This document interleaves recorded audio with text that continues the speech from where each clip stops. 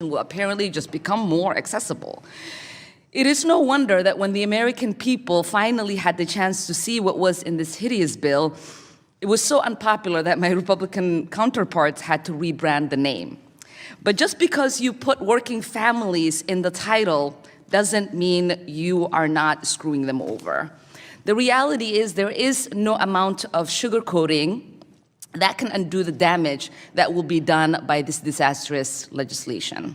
This is what happens when someone who's actually lived the American dream stands up and says, enough. A Super Bowl champion, a proud MAGA voice, looks Ilhan Omar straight in the eye and completely dismantles her argument without raising his voice, without losing control.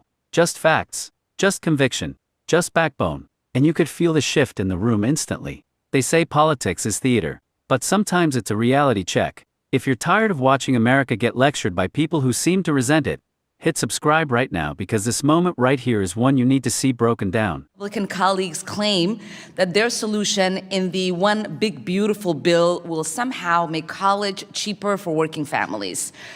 This is the same bill that cut $1 trillion out of Medicaid and over $180 billion from SNAP. The logic is hard to follow. By leaving millions without health care and struggling to buy groceries, higher education will apparently just become more accessible.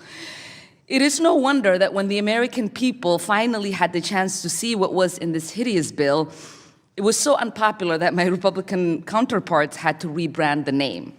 But just because you put working families in the title doesn't mean you are not screwing them over. The reality is there is no amount of sugarcoating that can undo the damage that will be done by this disastrous legislation. I want to start off with just, first of all, agreeing, Ms. Morgan, with your comments about how bad things are. Explosion of tuition, enrollment in which kids come in, they enroll, they quit, they leave with debt they'll never pay off, with job skills they'll never have, and not be able to really build the American dream. But this isn't from the last 6 months of the family working tax plan.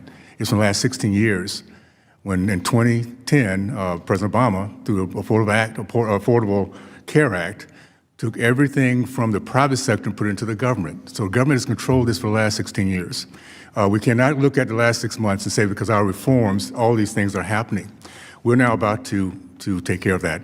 I think the biggest thing that I'm concerned about is how little we know in our country about capitalism. We are the #1 destination in the world because of something called capitalism.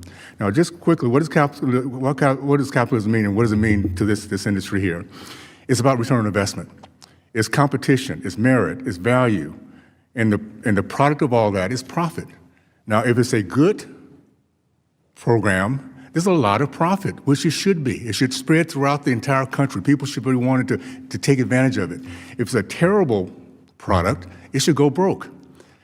What we're finding out is that the government is insulated from this concept. They can have a terrible competition, no value, no merit, and still make a lot of profit off the customer, the students, who pay their life's blood for the rest of their life trying to pay off loans. So we need to get back to teaching that. I think that when I listen to my friends here from Utah and Florida, I'll say this about Utah. We lead the country in terms of small business startups. There's an entrepreneurial concept. There's a culture in which we're trying to figure out how to give the best return on investment to where we're dealing with. And I think the same thing, the way I listen to how you guys are solving things, same thing with Florida. We need to realize that government solutions have never worked. I just came back from Latin America last week. They are realizing after the last couple of years, they want to get away from that stuff. So no, it is not the government that's going to give us the out of this. It's going to be entrepreneurs, innovators, those who truly are in the game for the right reasons. That is, make sure our kids are #1, and not the institutions, not the professors, not those around just kind of sucking in everything they can from government payouts. So I'm excited about the fact that we're having this conversation. We can all agree it's broken. It's cost too much. We're getting too little of a return on investment with our kids coming out, not being prepared to go to work, not being hopeful for their future, being angry about everything. That's not what our education should be about. And the other thing is this: let's just make sure we're transparent enough that everyone realized they don't have to go into debt to go to a four-year college. How about trades? If that could be their way out, if they could look at that as being their way to achieve their dreams, let them go for that. I think it's very helpful that we finally have competition for higher education. It's going to make higher education better.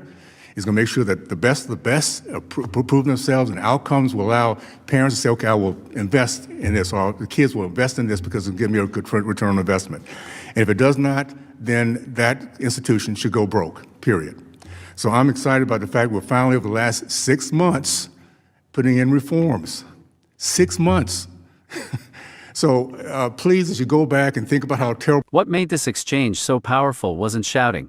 It wasn't insults. It was clarity. When the Super Bowl champion, a man who worked his way to the top through discipline, grit, and belief in this country, confronted Ilhan Omar, he didn't dance around the issue.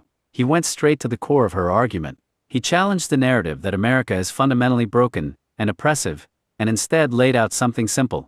This country gave him opportunity, and it can give opportunity to anyone willing to work for it. You could see Omar tried to pivot, tried to reframe, but he stayed steady. That's what wins debates. Calm confidence. He pointed out the contradiction in criticizing the very system that allowed immigrants, minorities, and working-class kids to rise to national prominence. It wasn't personal. It was philosophical, and that's why it hit so hard. There's an old saying, hard times create strong men. Strong men create good times. What you saw in that room was strength versus ideology. He spoke from lived experience. Military service, professional sports, public office. Not theory, not slogans. Reality? And here's the part the media won't highlight. The reaction. The subtle nods. The silence after his closing point. That's when you know the message landed. Because when truth is spoken plainly, it doesn't need volume. This wasn't about scoring political points. It was about defending the idea that America is worth believing in. That personal responsibility matters, that gratitude matters, and that if you're going to criticize this country, you better be ready for someone to stand up and challenge you.